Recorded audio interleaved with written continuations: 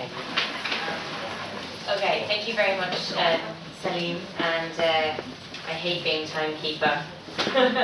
They're all going to hate me by the end of today.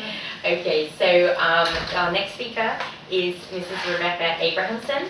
She is a prominent Haredi peacemaker engaged in interfaith dialogue with Muslims through the Al-Saqidin project, which researches, explores, and explains the common heritage of Islam and Judaism. So, Rebecca, do you want to speak from there? Yeah, I could. Thanks. So I'm Rebecca. I wish to discuss some history of... Oh, okay. Well, don't I speak loudly enough? No, speak loud. Okay. I'm Rebecca Abrahamson. I want to discuss a little history of religious diplomacy. Thanks. The activities of the Al-Sadiqian Institute that my husband, Rabbi Ben Abrahamson, and myself direct. Some commonalities between Judaism and Islam. Barriers to conciliation today, some solutions, and our focus on what we feel is the ultimate trust-building mechanism, joint Sharia Halachic courts, joint Muslim-Jewish courts, courts that will work in parallel and together in order to adjudicate issues that are common to our peoples. I'm really glad to follow Dr. Salim's lecture because I feel that he's led a lot of groundwork about the hummus dipping, the times of getting together and everything feels nice, but people don't really have an intellectual framework to ride through the rough spots. The rough spots happen, and they sort of wait until the next joint iftar dinner. We're trying to find an intellectual framework that will carry us through the good times and the rough spots too. And we feel that that's in the adjudication that's inherent in Islam and in Judaism. But first of all, why is it that is it essential that religion play a role in peacemaking? Okay. In 1978, Camp David Accords. 1995, Oslo. Did any of the diplomats go into the madrasas, the yeshivot, the seminaries in the Middle East and say, give me your top 1% of your students and instructors? Because, we notice the Middle East is a traditional place. A lot of people have religion as part of their narrative. I'm not saying that everybody is or should be or is expected to be very religious. Both Islam and Judaism, by the way, have ample room not only for tolerating and accepting the other member of another religion, but the atheist, yes, the people who do not keep everything, the people who are struggling. Still, religion, theology, tradition are an inherent part of the Middle Eastern narrative. So, back to these diplomats. Did they realize this? Did they invite people in to contribute? No, they did not. A very prominent diplomat said off the record, so in fairness I won't say who he is, very famous diplomat, said to my husband Ben during a trip that they were together on in Turkey, well, if I had known the good contribution religious people could make to diplomacy, I would have included them a long time ago. Yes, I felt the same way. It's not too late. 1999, I did a quick search on the history of religious diplomacy. In 1999, the Institute for Cultural Diplomacy was founded in Berlin. That's the first major institute. That's the first decade, let's say, of the new millennium. Quarter century after Camp David, 5 years after Oslo. Okay, after that became a wave. There are many organizations devoted to also interfaith work and also religious diplomacy, which is also called Track 3 or cultural diplomacy. I had the honor of meeting Dr. Alice El-Saman during my trip to Egypt last March. I was hosted by Dr. Omer Salem of Yale and Al-Azhar universities, who invited myself, Rabbi Yaakov Nagin, and a Fulbright scholar by the name of Dr. Joseph Ringo. He took the risk and he hosted us in Egypt. We spoke to Al-Azhar professors there and a professor from Al-Fayum University, college actually. Ali El-Saman was part of the Camp David Accords, and he knew Sadat very well. He had just written a letter rebuking the Egyptian public, saying, we have these accords for nearly 30 years. How many students learn in Israel? How many Egyptian instructors take semesters there and teach? How many Egyptians tour in Israel? Almost none. And that's an embarrassment. There's no reason for this cold peace. So the doctor was telling people, we've got to make a warm peace. Okay, that's one thing. The other thing, 5 years after Oslo, there was such a bloody uprising in the land of Israel, in Palestine, that it was actually called the Mini Oslo War. The fact that an uprising could be named after so-called peace accords shows the failure of the system. The soul of the people has to be included in peacemaking in the Middle East. And the soul of the people is tied up with religion. Okay. Let me discuss a little bit of, excuse me, one more thing. By including religion, we are expanding the narrative. You've heard sort of expanding the narrative here so far. That's a good theme that's probably running for this entire afternoon. Expanding the narrative between secular diplomacy and religious diplomacy. Okay. As we expand our narratives, we also reclaim something else. The scriptural roots of Western political theory, history, and human rights, as brought down by Erastus of Switzerland in the 16th century, Hugo Grotius of Holland, John Selden of England, 16th, 17th century, to the founders of the English Parliament and the United States of America. These theorists were impressed with the rights of two important things. These were Judeo-Christian Hebraists. They learned the Bible. They learned the Talmud. They learned Maimonides. They were impressed with two important things. One, the rights of the non-Jew in the ancient Hebrew Commonwealth. There is a concept in Judaism, you've probably heard, Judaism doesn't proselytize, it doesn't seek converts. Anyone who tries to convert has a hard time doing it. Why? Because there's the concept of the 7 laws of Noah. Any religion that keeps the 7 laws of Noah, these 7 laws are learned out from the book of Genesis and are considered to have been given to Noah after the flood. Those 7 laws are the basis of any true religion. So if someone's already keeping a true religion, and certainly Christianity and Islam more than keep those 7 laws, I'm just boldly saying that, but this is basically what's been discussed by our rabbis all through the century, and you can find this with the writings of Maimonides and all our big rabbis. There's really no reason to convert to Judaism. They're accepted as they are as citizens now and in the world to come. So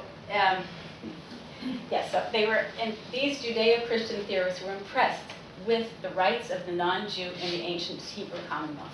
Anyone who keeps the 7 laws is considered a ger toshav, a resident alien with full civil rights. Another thing they were impressed with was the limits of the theocracy. A theocracy in ancient Judaism did not punish every single divine law or commandment or prohibition. Only the laws that interfered with the civil order were punishable on earth. There is an exact parallel in Islam. They have the concept of the dhimmi, the protected people of the book. And also in Islam, only a small subset of laws are punishable by earthly authorities. So we needn't be scared of the term theocracy if we look at it honestly. This is the basis for many of the rights that we take for granted, the civil rights, the human rights. It's been eclipsed a little bit, but if you read Eric Nelson's writings, he's a professor of government at Harvard University, he says, we've forgotten human rights, civil rights come from Judeo-Christian theorists who looked at the Bible, the Talmud, and every single basis of human rights has its parallel in Islam. So in about 5 minutes, I've expanded the narrative. We've got to expand the narrative. We cannot keep marginalizing the other, marginalizing the religious, marginalizing the faithful of another religion. Okay, so how did I get invited here anyway?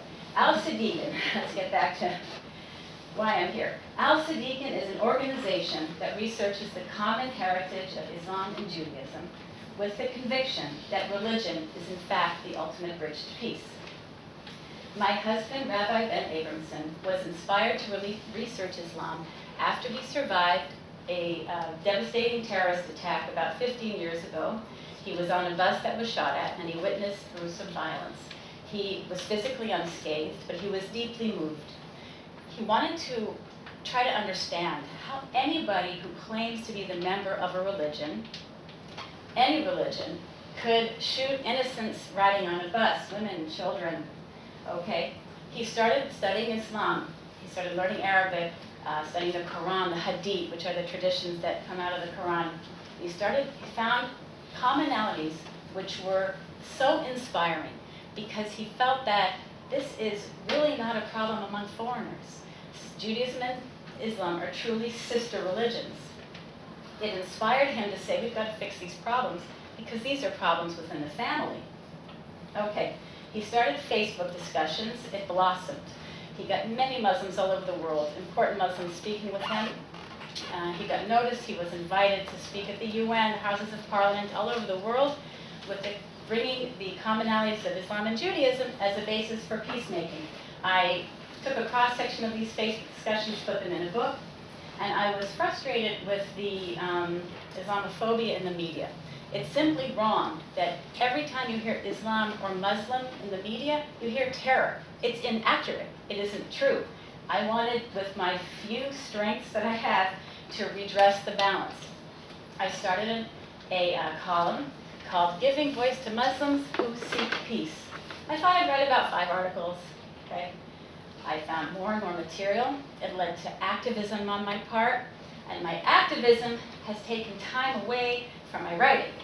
Partly what I wanted to do was talk about the Muslims who are themselves involved with dialogue or themselves involved with these kind of peace groups. I also wanted to put into the articles information about Islam in order to educate the public. Well, I have one other person who's contributed, but because I have more activism, spending time doing more things, I'm asking everyone from you, I have homework for you, I have material, there are plenty of Muslims who seek peace. Anyone who wants to join and write an article in this niche, please, let's be in contact, because we need to redress the balance against Islamophobia in the media. That's also a form of peace activism. And there is no such thing as only marginalizing one group of people. If they go, we're next. Okay. My husband's vision is one good thing, actually, Dr. Sami, about all these, homistic get-togethers and things like that, feel-good get-togethers, is there's so many groups springing up that it gives you a chance to specialize. And I like the fact that this resonates with the Quranic teaching of the anticipation of a race for virtue, that people will specialize. They are naturally different, so you specialize. So my husband said, well, we don't need to focus on the iftar dinners or the joint interfaith encounter groups that, like Yehuda runs or things like that. We can now go a step forward. Joint courts. Joint courts. There's plenty of get-togethers. We need the intellectual framework in order to adjudicate. This is, we already had one meeting, and I'm here, and I'm also going to England after this, God willing, to raise awareness for this.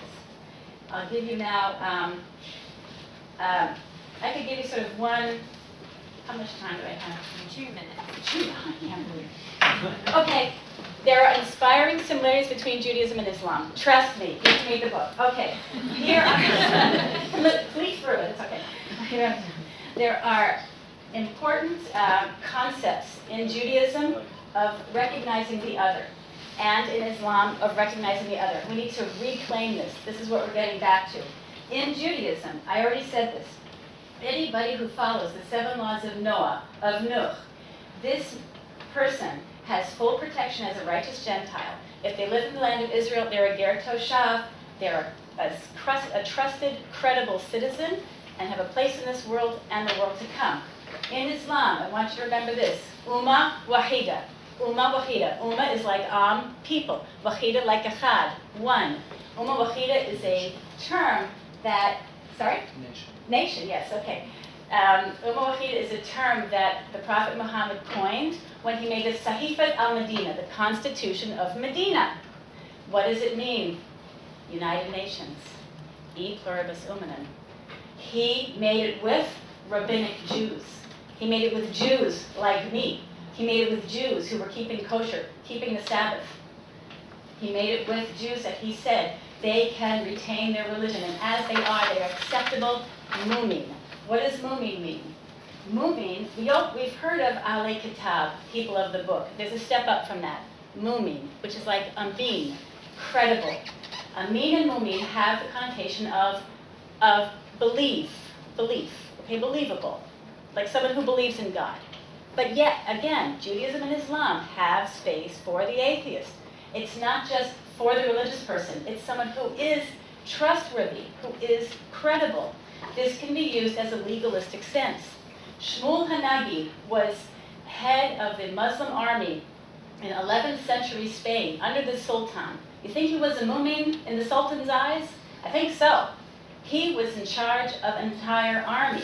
He was in level of mu'min. This was 400 years after Muhammad. This concept was alive until that time, and as that was the generation where abrogation began. We have all these good concepts in Judaism and Islam of believing the other. Omer Salem, who invited us to Egypt, sent me the quote of the basis in the Quran for mu'min. It's someone who believes in Allah, the last day, and does righteousness. They're a mu'min. My vision is we go before this court. The Muslims in Palestine say, we believe in the 7 laws of Nuh. We say as Jews, we are mu'min. We believe in those 3 terms from the Quran.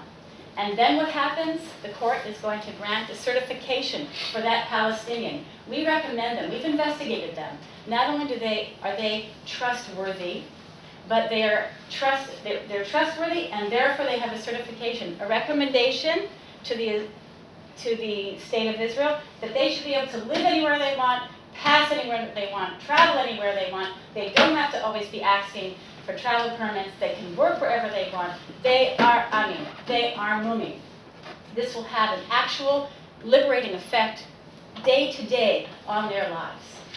We also envision sort of a concept of journalists who will be considered amin and mu'min. They'll have to promise to keep the laws of lashon hara, of not doing evil speech, and they will be considered journalists who you can trust as giving nuanced and full views, expanded narratives of any issue, not just this magazine says what I want to think, that magazine says what he wants to think. They will be considered amin, trustworthy, keeping the laws of speech, and that because shaping peaceful journalism is also a form of peace activism. So I'll just wrap this up with and in terms of the problem with abrogation that started around the time of Shmuel and Nagib, that's part of the gray area in any theology, and that can be dealt with. I feel that if we're seen as perhaps not the children of Israel of the Quran, and there are positive things in the Quran about the children of Israel, that can be cleared up when our actions change, when us as individuals and as a people, the state of Israel. I was very glad to be at a gathering where Rabbi Gabriel Rice stood up and said, it's an embarrassment that there are still Palestinians in refugee camps over 60 years after the founding of the State of Israel. We have to stop this. It's an embarrassment that in Bethlehem, the Arabs, Rabbi Yehuda HaKohen stood up and said, it is wrong, it's an embarrassment that the Arabs in Bethlehem had a water shortage this summer. We can't be afraid to criticize our own actions and to get to the level of being trustworthy and mu'min in the eyes of the Palestinians. I think that would shift the theology over to more inclusive straits in Islam and not the more exclusive ones. So just the peace ladder. Recognizing each other as believers, as believable, leads to trust. Being able to trust leads to credibility. Credibility leads to justice. Justice leads to civil society, and civil society leads to peace.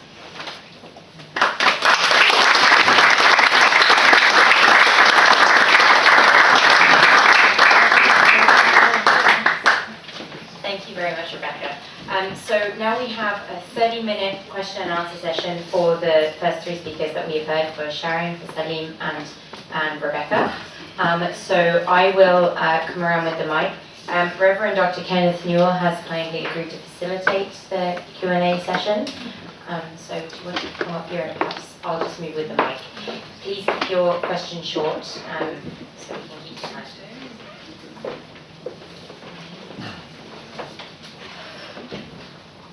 Claire, thank you very much. And thank you to our 3 speakers, Sharon and Salim and Rebecca, for such a wonderful example of practical action and of really reflective research. And we've been, in fact, I found the whole thing very, very stimulating, and it's left me full of questions. Now, as has already been said, if we can now interact as freely as we can, as inclusively as possible, keep your contributions clear. Make sure everyone hears you. So speak up and speak clearly. The second thing is speak briefly. We want as many people to to have an opportunity to say what you're really thinking. And feel free here to really say what's in your thoughts, because that's how we learn from each other. Don't feel intimidated in any way. And thirdly, as we've been stressing all along, let's speak to each other with great respect. Not everyone here has an angle on the whole picture, but we're here to expand our thoughts. So we're going to run now for 30 minutes, and I would like now the first speaker just to put up your hand, and I'll invite you to present your question. I don't want to get the ball rolling. Let's go. It's only half an hour. Yeah, over to the right, first one. My name is Chris Hudson. My name is Chris Hudson. Just hold the mic right up to you. Right up, okay. My name is Chris Hudson. I'm a church minister in Belfast, and I'm a minister with the Unitarian Church in Belfast, or as we're known in Northern Ireland, we're non-subscribing Presbyterians, but we're Unitarian. If you have 3 hours to spare, I'll explain to you what non-subscribing Presbyterian means. And I must say I've listened very carefully to all 3 contributions, and I've been intrigued by them because I've learned so much from all 3 contributions. I'm not saying I agree with them. I've been intrigued and learned a lot from them. Because I just want to contextualize my question, because all 3, particularly yourself, Rebecca, talked about examining this whole issue of conflict within traditional religious boundaries and understanding them. But you see, the church I come from, it wasn't until 1813 that we were made legal in the United Kingdom. And the reason we weren't made legal was because we were Unitarian, because we did not subscribe to the concept, the Christian concept of the Trinity. So therefore, we were seen as heretics, and we were treated as preaching heresy. And our ministers of faith, when they died, it was insisted that they were buried in graveyards belonged to the established church, which was then the Church of England, or here in Ireland, the Church of Ireland. Why I contextualize my question in that is because people from minority faiths like me and other minorities, be they other religious liberals and sexual liberals, we look to the secular law and the gaining of secular law as granting us freedom, and we fear the imposition of any religious law, because in the past that's what closed us down. Yeah. Thank you. Sure. Yeah. Okay. Should I address that? Yeah, if there's any response, if you'd like to just go ahead, grab the mic, and keep it The as short as that possible. we have to resist I think sometimes there's an externally imposed identity that religious people are intolerant, and that religion must be only exclusive and intolerant. There's a gray area in religion, and that's a positive thing. It means there's growth. It means sometimes in life I've got to be exclusive. Sometimes I'm very particularistic. Could you use the mic, please? Oh, Yeah. okay. We have to re-emphasize the parts in Judaism and Islam, and I can give you specific examples. Thank you, Shukran, Sheikh. Sorry. You want to like this? I mean, there are specific examples in the Talmud and in Islam of truly, there is no coercion in religion. That's from the Quran. The Sheikh can call me better, but you are here to remind. You're only a reminder. Do you think you can force people to believers? That's in the Quran.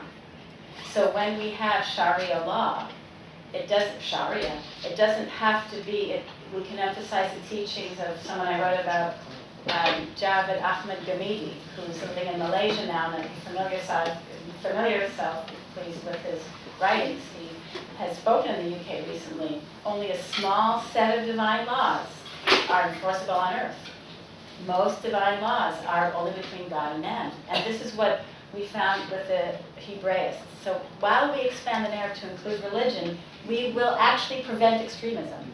Some of this extremism comes from that religion has been marginalized, and they're getting frustrated, and they want to finally be heard. Well, we're hearing them, but in the wrong way. So let's, instead of saying, don't be so religious, religion is intolerant, say, wow, that's really great, because inside your religion are these bases of tolerance. You know, when there was a spaceship which went down, and there was a Muslim on it, and there was a Muslim who died, and this was years ago, and someone said, well, you know, they were a shaheed for improving humanity. There was a secular Muslim in that spaceship. So that's another example of religious Muslims appreciating the contribution of this non-religious Muslim who had been an astronaut. I can give you quotes in the Talmud, but if you can familiarize yourself with the tolerance of all the religions. I mean, I know you carry pain. I mean, it's good that you remember this history. You know that the Unitarians were persecuted. You shouldn't forget that. At the same time, you know, you could say that other church is inherently persecutory, or you could say it went out of kilter. And really, inside those teachings is tolerance. Thank you. Any of your other two speakers like to contribute to that? I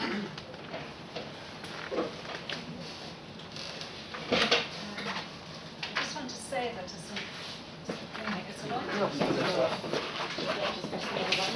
It's on yet. There's another one. Yeah. Breathe. We need to breathe.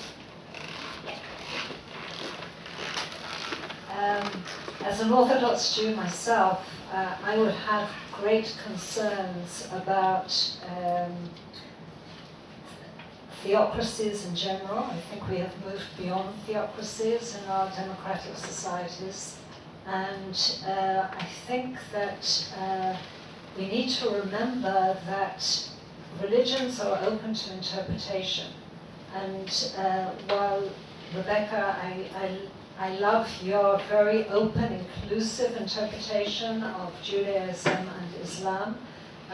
We know of many interpretations that are not that inclusive, or they can be very rigid. And when it comes to power, power corrupts. And we're seeing it across the world, and we see it within our own society as well.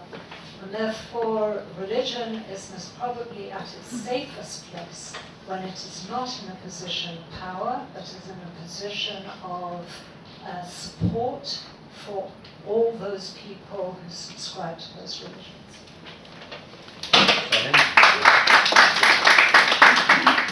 Yes, thank you, Sharon. Thank you very much. There is very rich tradition in the Talmud and the Sharia, and I teach it and study it very, very much. And we have a lot to learn from religious tradition and interpretation and all of that. Not only agreeing with Sharon, I don't see myself as ger and toshav in my land. And I don't want to be under any one protection in my land. If it's under, I'm not a dhimmi. And I'm not ger and toshav. You categorize me already in different set of law, and you avoided and violated the first commandment that all human beings created equal before God. And as a result, in the Torah, written very clearly, it will be the same law to you and to the others. And I think also in Islamic tradition. So, sadly to say, when you, as Sharon said, power corrupt, and on one side, I do agree with you fully.